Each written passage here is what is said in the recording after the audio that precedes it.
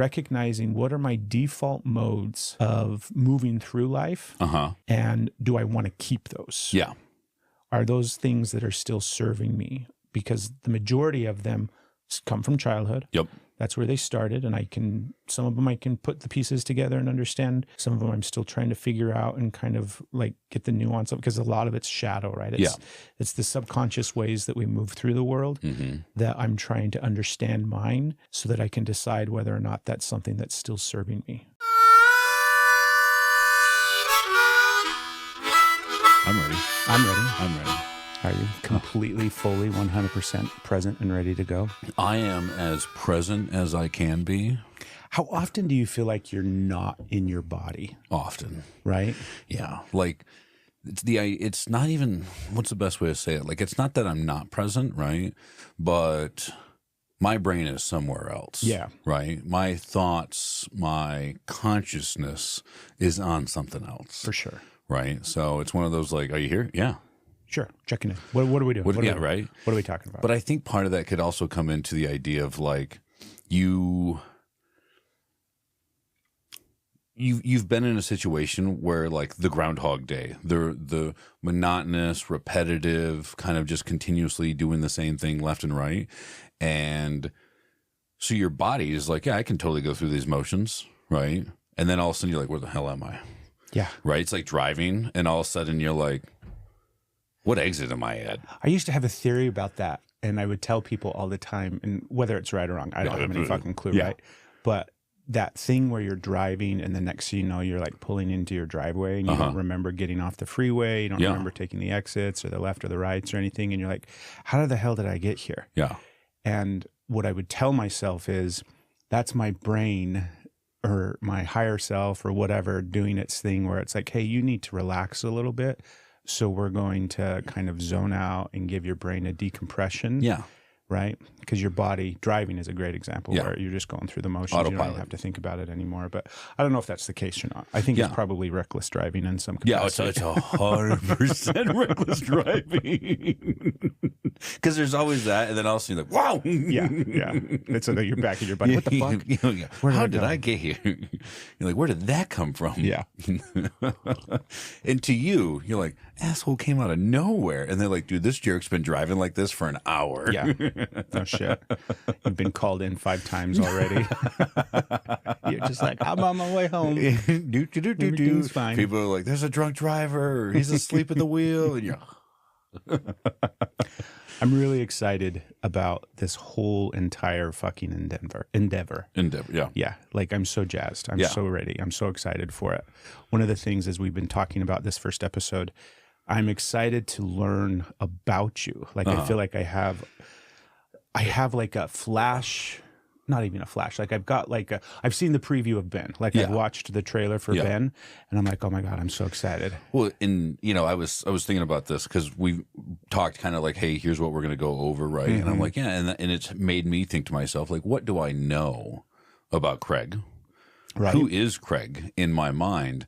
And I have this rendering of who Craig is, but it's only 10% complete, right? And maybe not even 10%, maybe only 2%. Right? I have an exterior, right? I have some understanding of Craig's physical capabilities, right? And we've had numerous conversations, right? We enjoy spending time talking and stuff like that. So I have those things, but there's so much of it, right, that I don't know. So you excited? I am. I'm excited for not just, and I'll be 100% honest, not just this, right? This conversation, this set, this experience, but I am excited to. I think we were talking about this, talking about friendship, right? And like, I've had 3 friends. 3 like best friends in my life. And as my wife was explaining, like, I don't really, like, I've got good friends, right? People who I hang out with, people who I do things with and stuff like that. Yeah. But I haven't really, and I was trying to put this together as like, how do you as an adult cultivate that kind of friendship? I believe as a child, you you have these shared experiences. You're experiencing growth at the same time, right? Me and my friend Bobby Mitchell went through puberty together. Right. Like he had chest hair way before I did. And I was like, okay, like, man, and he was always bigger than I was.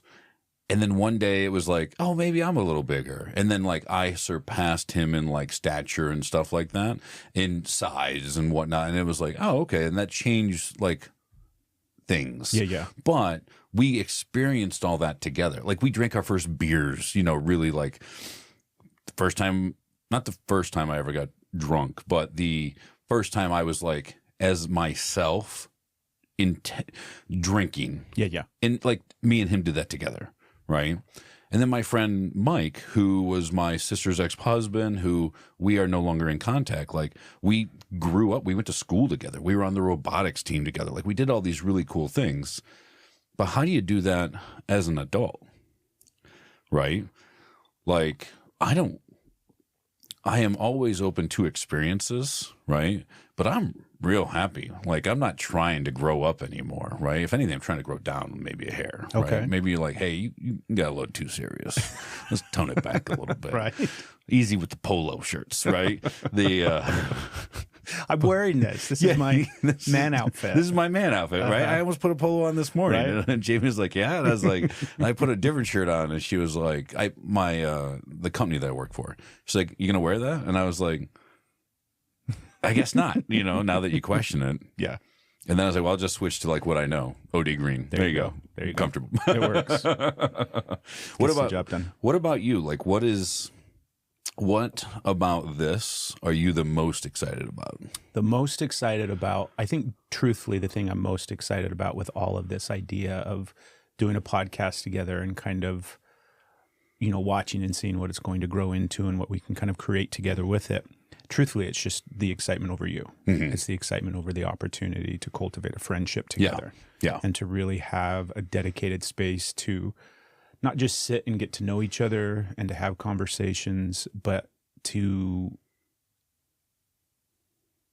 connect with another man in a deep, meaningful way. Mm-hmm. Like that's something that I'm really excited about. It's something that I've had over the course of my life in various ways and relationships and time periods and things like that. Uh-huh. But to be able to have this now as kind of like the playing field in a sense, even though, do you know what I mean? It doesn't feel like we're necessarily, playing. It's just a great opportunity, and I'm excited for that. And then all the other things on top of it, I'm looking forward to some of the other possibilities and things as well. But mostly it's just the opportunity to get to hang out and chat. Yeah. And get to know you better. Well, I think that's if you think about, and because I'm trying to build this construct in my mind of what is all this, right? Right. And if you think about the idea of every other man, right, outside of my friend John Ward, who I went to boot camp with, right, that's my last best friend that I've cultivated, right? Okay. That I've built. But we went through a lot of trauma bonding and stuff like that, right? Whatever we want to call that. I think trauma bond works. It's a totally and we'll talk about some of those stories later. But the idea of I was trying to think about all right, what other friends have I worked with? And it's friends in jujitsu or CrossFit or weightlifting or other experiences, but it was the hobbies that brought me to people, but then we just knew each other within those hobbies. Yeah. Right. And I've got a friend of mine, Cornell, who lives in California still. We talk about all kinds of stuff. Right. But at the same time, neither of us go out of our way to spend time together, to intentionally learn more about each other. If I'm over in California, we're having dinner and we are telling stories, we do that. Right. But because we're not young anymore, right? I have a family, you have a family, right? We have careers and hobbies and other responsibilities and stuff like that. So the time for those things is harder to direct, right? Or to put efforts towards. But when we have said hey, we're going to do this and we're going to carve out time every week to sit down and connect and bond and share and reflect, right? Yeah. That's one of those things where you're like, yeah, I mean, that's how a friendship is built, right? Yeah. And I was thinking to myself, I was like, do I really want to be friends with Craig? Right. Right? I was like, I don't really know him that well. Yeah. And then I was like, yeah, it'll be fun.